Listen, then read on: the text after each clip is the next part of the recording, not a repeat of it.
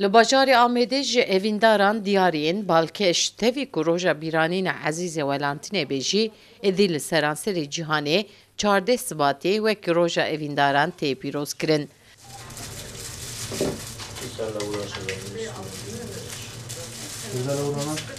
Li bajarê Amêdê jî kesên ku evîndarin ev roja ji bîr nekirin û diyariyan ji hev dûrê kirîn.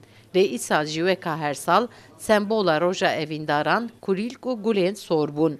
Hin kes vê yekê pîçek din jî zêde kirin û di nava baxên gulan de bi gulê pere baxek dan çêkirin, hinek jî zêr di nava gulan de veşartin. Sivdi saliye ve işime ve di sala hemen hemen karimetine, evkemetine, işemetine ekonomik krizden dolayı İro sevgililer günüye yani işime avukatına böyle nerede sikinin hatta serismen düşkülün ama maalesef bir ekonomiden dolayı krizde dolayı ana karimetine işemetine yani babına kulika ana hababi sedu penjiye örneğin ve buketi heye ve buketi ana 7 milyare ve kutiyeme 5 milyare haba kulika sedu penjiye yani müşteri çan habdu kazı yani halt habdu kazı da kazı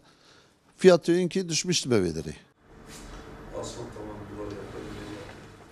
Gulfiroş amacê pê dikin ku qeyrana aboriya Tirkiyeyê li ser kirîn û firotuna gulan di roja evîndaran de jî bi bandor bûye. Îro roja evîndara ye, bazara kulîlkan jî şene, lê li gor salên borê pîçekê qelse.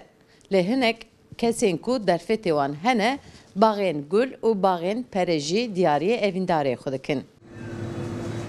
Hêjayî gotinê ku li bajarê Amêdê sed dikanên kulîlkfiroş û komeleyekî gulfiroşan heye. Hemî jî ji bo ku pere qezenç bikin li benda roja Welantînê bûn. Sevda Kaplan, Kurdistan TV, Amed.